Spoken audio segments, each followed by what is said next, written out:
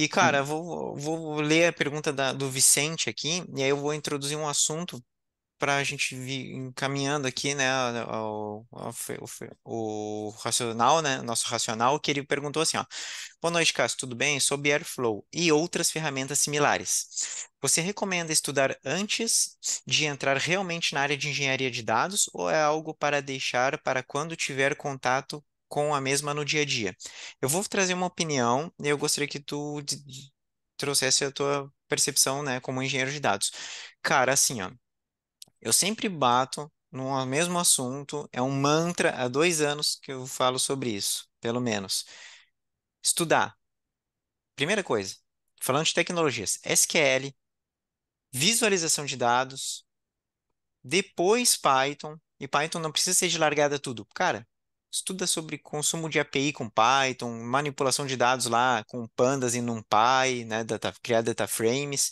E aí, a partir disso, tu vai vendo o que que tu vai precisando. Vai trabalhar com modelos de machine learning, vai trabalhar como engenheiro de dados, e aí tu vai aprofundando. Porque se tu ficar agarrado nas ferramentas, tu tende em algum momento barrar oportunidades, porque daí tu vai estar especialista, por exemplo, em Airflow e não vai estar podendo olhar oportunidades com Snowflake porque tu consumiu teu tempo estudando uma ferramenta e não os conceitos que é comum a tudo, né? Percepção minha, para toda ferramenta que eu trabalhei, eu venho desse mindset e eu nunca tropecei nele, tá? Que eu gostaria da tua percepção sobre isso. Por quê? Porque, cara, se vocês prestarem muita atenção na fala do Cássio, toda fala dele, e aí eu tô falando aqui, observando quando tu falava, tá? Toda fala do engenheiro, de qualquer engenheiro de dados, e o Cássio tá aqui, não é qualquer engenheiro de dados, tá aqui conosco, nos dando atenção, cara, muita atenção nas bases, né, nos conceitos, né, de arquitetura, de projeto, e principalmente, cara, mergulhar no conhecimento técnico, né? Óbvio que vai ter que ter conhecimento de negócio, talvez não tão profundo quanto o analista de BI, ou nem tanto quanto o cientista de dados, né, porque é outro papel, mas, cara, muito domínio sobre as tecnologias, porque eu vejo o Cássio, ele deu uma. Ele cresceu absurdamente, assim, os conhecimentos de tecnologia dele.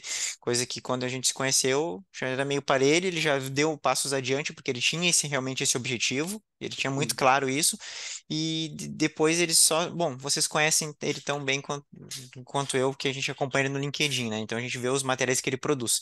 Então, olha para as ferramentas, mas estuda bem os fundamentos, os conceitos, né? E principalmente aquelas ferramentas base, que são SQL, Python, Spark para o engenheiro de dados, principalmente. E aí, Cássio, cara, contigo. Cara, eu compartilho da opinião. Acho, tenho opinião, inclusive desse destaque inicial aí bem parecido. Cara, a minha sugestão é que foque no fundamento. Ah, você é engenheiro. Primeiro, escolha, né? Eu converso com muitas pessoas que não sabem o que querem fazer. Ah, eu quero virar um engenheiro de dados, cientista de dados. Eu falei, não vai virar nenhum nem outro nesse caminho. Você tem que escolher um ou outro, né? Embora a base seja a mesma, né? Você vai lá, você vai aprender SQL e Python. Talvez o foco do aprendizado seja diferente ainda para os dois, mas para os dois né, a base é a mesma. Ou para até o SQL aí para o pessoal de BI também é. E o Python também é, é a mesma base. Mas assim, na questão do Airflow ainda, eu depende do teu estágio, tá? Vamos supor, se você tem que aprender primeiro SQL, Python, questão todas de banco de dados, entender o que que é um banco de dados, modelagem de banco de dados, né, modelagem de data warehouse e saber cloud. Antes de saber Airflow, você tem que saber cloud, com certeza. Esse é o presente e o futuro, tá? Você tem que entender qual que é o meu processo que eu diria hoje para as pessoas é fazer o seguinte: estuda SQL, Python, banco de dados e data warehouse, e depois você vai para a cloud e entender como que você implementa SQL, Python e data warehouse na cloud. Que daí é onde você vai escolher a cloud que você achar melhor, ou porque na sua região tem mais empregos. Eu sei que no Brasil Azure eu acho que é mais forte, né? Então talvez no Brasil começaria por Azure. Então, como é que eu uso SQL na Azure? Então vou fazer um deploy do banco de dados ali, vou, né, brincar com SQL. Como é que eu uso Python? Daí uma infinidade. Você pode usar dentro do Databricks, você pode utilizar numa function, né, outras infinitas possibilidades. Como é que eu posso fazer, então? Eu aprendi a fazer ETL com SQL e Python no básico. Dá. Na Azure pode usar o Data Factory, né?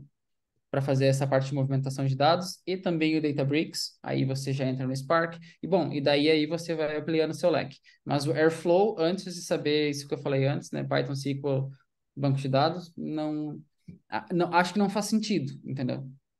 Bacana. Porque para que você usa o Airflow? Você usa para orquestrar movimentações de dados ou tarefas, né? Que normalmente elas vão estar sendo executadas em Python, Spark, SQL, entendeu? Então, é querer saber algo antes do básico, assim, na minha opinião. Legal. Bacana. Cara,